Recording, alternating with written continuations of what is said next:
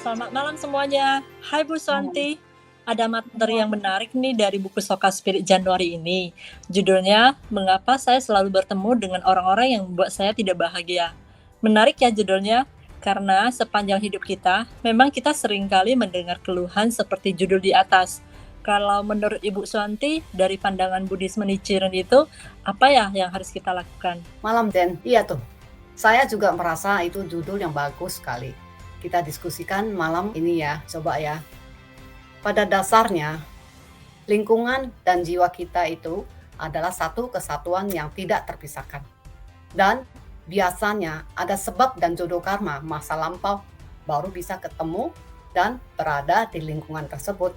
Buddhisme menjelaskan, semua orang memiliki karma masing-masing di masa lampau. Jadi, kondisi kita sekarang adalah akibat dari tindakan kita di masa lampau. Bagaimana kondisi hati kita, suasana jiwa kita, semua itu pasti terwujud di lingkungan kita.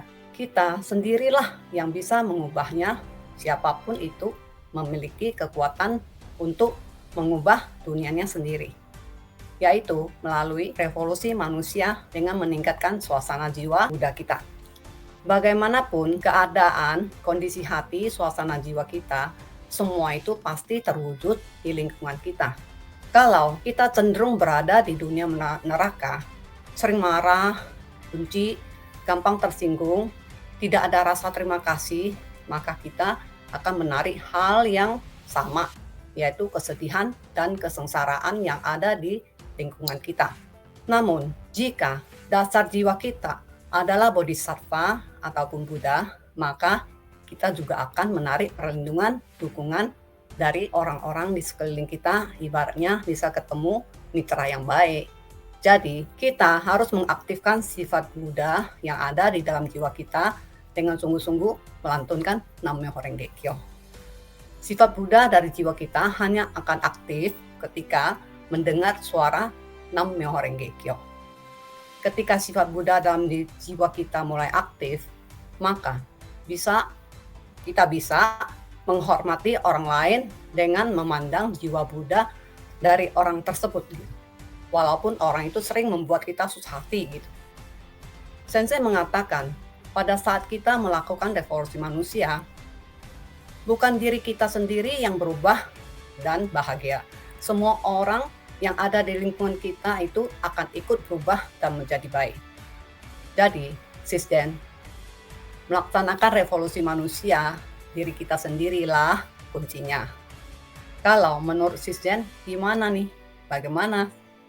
Thank you Bu Santi. Seperti kata Bu Santi tadi ya, yang pertama itu kita sendiri yang harus mengaktifkan sifat Buddha dalam jiwa kita sendiri dengan sungguh-sungguh melantunkan Nam-myoho Renge Kyo. Yang kedua itu kita harus melaksanakan revolusi manusia diri kita sendiri. Tapi kadang ketika kita ada masalah, kita cenderung berpikir bahwa tidak ada seorang pun yang bisa memahami kita, keadaan kita dan kesedihan kita. Dan kita bisa menutup diri gitu. Kita mengurung diri dalam cangkak penderitaan. Namun, jika kita terus-menerus kecewa, frustasi, dan marah, itu berarti kita udah kalah pada kenegatifan kita. Dan kalah pada kenegatifan itu adalah musuh dari kebahagiaan. Gagal membangkitkan untuk menghadapi tantangan dan menyerah ketika dilanda kesulitan, itulah yang menimbulkan rantai kesengsaraan. Jika kita gagal menerapkan ajaran Buddha dalam hidup kita, jika kita berpikir Buddhisme itu tidak ada hubungan dengan kehidupan kita, maka kita akan mencari hukum di luar diri kita sendiri. Dan kita tidak bisa mengakhiri siklus penderitaan. Saya setuju dengan Bu Santi yang pedang tajam untuk memutuskan siklus negatif ini adalah melalui pelantunan Nam-myoho Renge Kyo. Kita dengan sungguh hati, meskipun kesulitan dunia mungkin muncul, jangan biarkan diri Anda itu terganggu olehnya. Karena tidak seorang pun yang bisa menghindari dari kesulitan, bahkan orang arif maupun orang suci.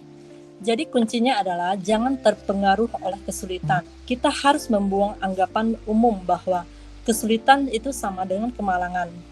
Apapun tantangan yang muncul, Guru Daishonin mengajarkan kita untuk tetap melantunkan Nam-myoho Renge Kyo dan tetap tenang.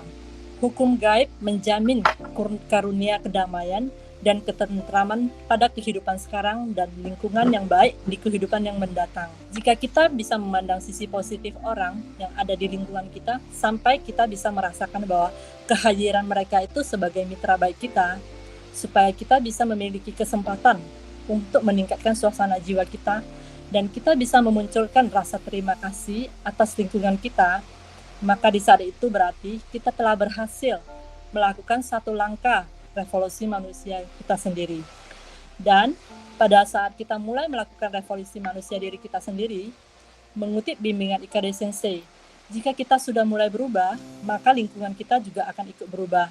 Perubahan lingkungan kecil inilah yang nantinya akan menjadi besar dan menjadi faktor perdamaian dunia. Itu skala besarnya. Dan skala kecilnya, dengan pelaksanaan yang konsisten untuk melakukan revolusi manusia diri kita sendiri, itu membuat kita sendiri menjadi manusia yang lebih baik daripada yang sebelumnya. Manusia yang benar-benar menghargai sesama manusia yang lain. Sehingga gesekan-gesekan problem antar sifat manusia akan menjadi lebih sedikit yang terjadi. Itu menurut saya, Bu Susanti.